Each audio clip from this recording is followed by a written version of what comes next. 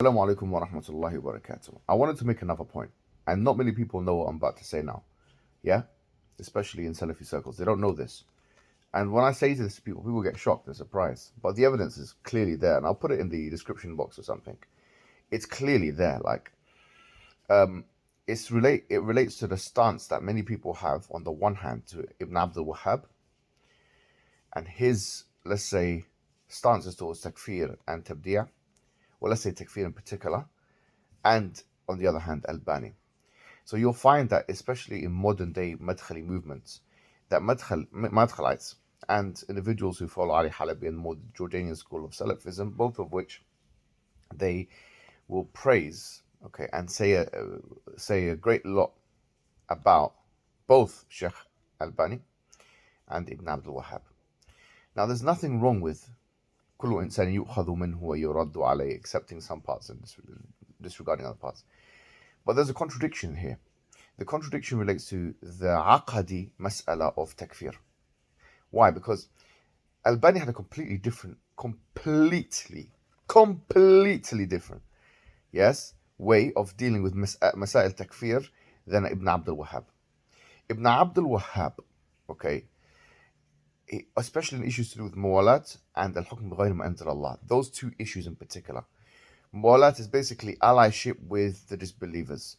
He had a very staunch stance. So if there was some kind of allyship between a Muslim state and a non-Muslim state, he could consider that to be enough to render that Muslim state a disbelieving state. And al-hukm bighayri ma anzala Allah, you can make a very equally and valid argument that he had a very strong stance that if you didn't do hukm bighayri ma anzala Allah in a certain way, or you didn't do hukm bima anzala Allah in a very strong way, that you would be rendered to be a disbeliever.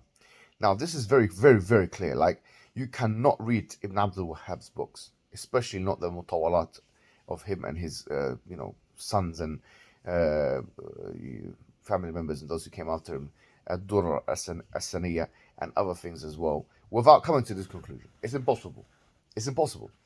That he had a very strong stance, and the tatbiqat is impossible. It will be ahistorical and impossible for you to think that his view on muwalat was similar to Albani, because Albani had a very much more, for lack of a better term, tolerant view on the matter. Okay, he had a much more tolerant view on the matter, meaning he would, in issues to do with muwalat or allyship, he would not make takfir as easily.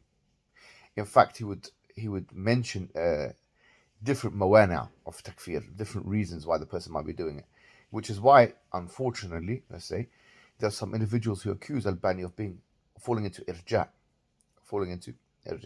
That's a separate mas'ala. The issue is this: Albani had refutational terms against Ibn Abdul Wahhab himself. He said, I'll put it in the thing. He said, Maliya wal Wahhabiyya. He said, what do I have to do with the Wahhabis? The Wahhabis. He, in fact, Albani used the term Wahhabis. Can you imagine this? And then he goes, I am more refutational than most people. So Albani is saying, I'm refuting Ibn Abdul Wahhab more than many other people would. And the people here know this. The people here, they know this.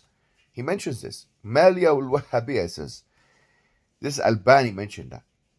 So why? Because of these points. There's very clear points of tension between Albani and Ibn Abdul Wahhab. Now, if you are an individual who glorifies both, who tells your readers and your followership to go to both, our scholars, you would say, is Afu Aqidah, Ibn Abdul Wahhab and Albani. Our scholars, these are the Holy Grail. These are the ones that, then you are confusing your followers. Because in fact, on the one hand, you've got an individual who would, if you take his nadhariyat and do tatbiq of them, if you take his theories or creedal implications and do tatbiq of them, it could actually, you could end up making justifiable on that paradigm, takfir, on some of the governments which you definitely wouldn't want to make takfir of today in the Muslim world. Most of them, let's say. Most of them. But so then it wouldn't allow you to do, say, this issue of khuruj al-hakim and stuff like that. It would be a non-issue. If you take Ibn Abdul Wahhab's nadhariyat and do tatbiq of them.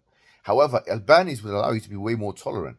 So you should actually be thanking me, yeah, in so much as I'm bringing to the attention of the public that Ibn Abdul Wahhab and his followers, you should be thanking me in bringing this to the public that actually there are certain things, yeah, that you can't just read like that. Because even Sheikh Salah Al-Fawzan in Saudi Arabia, he mentioned that when he was talking about Naqid al-Islam. He said you shouldn't just read it like that. You shouldn't just read Naqid al-Islam, because you bring Naqid al-Islam to the table, people are going to bring these, which is like the nullifiers of Islam. If you bring it to the table and people read it, they will start thinking that they can make takfir of people just like that.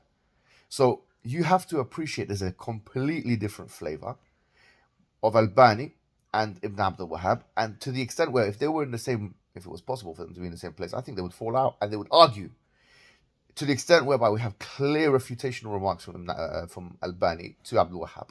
How do you square these circles? How do you live with yourself with these contradictions? This is a complete different way of looking at the world. Khuruj al-Hakim. How do you live with yourself knowing that you have these two oppositional ways? Yeah, how do you live with yourself? You're taking both of these maraja. How do you live with yourself?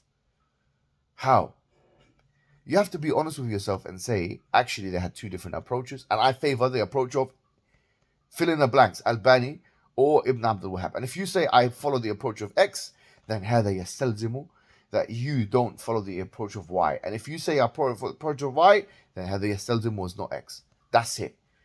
Which means that this one was wrong or this one was wrong. They cannot both be right. Assalamu alaikum.